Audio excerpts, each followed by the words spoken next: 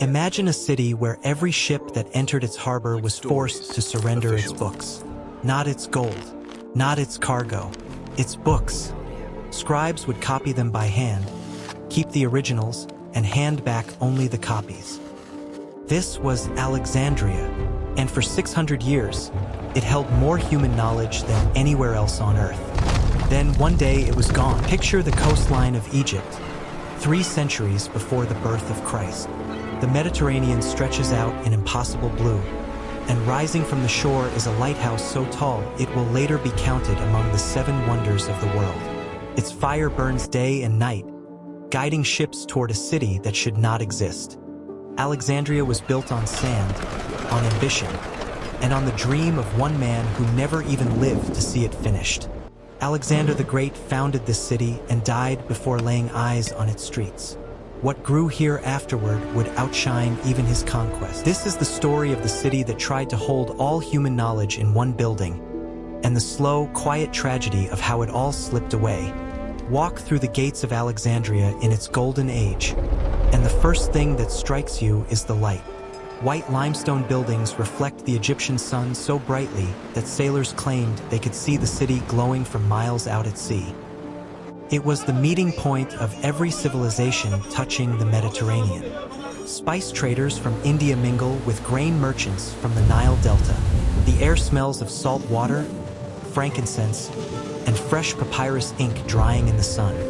And towering above it all on the island of Pharos, that lighthouse burns bright enough to be seen from 40 miles away.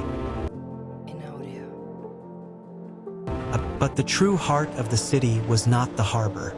It was a building most visitors never even saw from the outside, hidden within the royal quarter, guarded like a temple.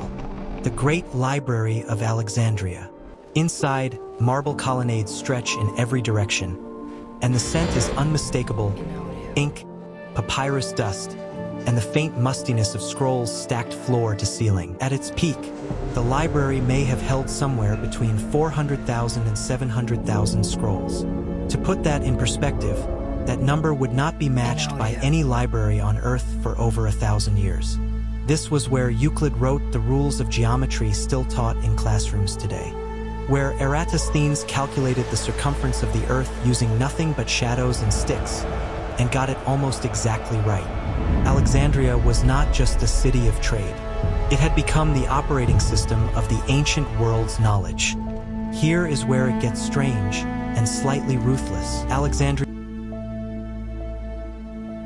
Alexandria's rulers, the Ptolemies, wanted— Go now, and let my will be done. Bring me the head of the rebel, or do not return. Any scrolls found on board were confiscated. Scribes copied them, kept the originals for the library, and returned the copies to their owners, sometimes with an apology, sometimes without. Entire private libraries were purchased at outrageous cost just to be absorbed into the collection. This was not diplomacy. This was intellectual conquest, carried out with ink instead of swords. And it worked. Alexandria became a black hole for knowledge, pulling in text from Athens, Babylon, Jerusalem, and beyond, and almost nothing ever left. While it seemed unstoppable, but empires shift, and so did Alexandria's fortunes. When Julius Caesar became entangled in Egypt's civil war in 48 BCE, fighting broke out in the harbor itself. Ships were set ablaze to block enemy fleets, and the fire spread from the docks toward the city. More water! Make haste! We cannot contain it! Clear the docks, everyone move!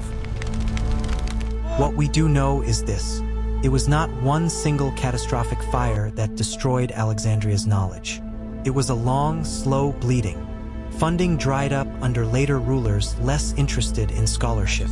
Scholars left for other cities. Acquisitions. The shelves are becoming empty. Must you persist? Leave. Political and religious tensions rose over the following centuries.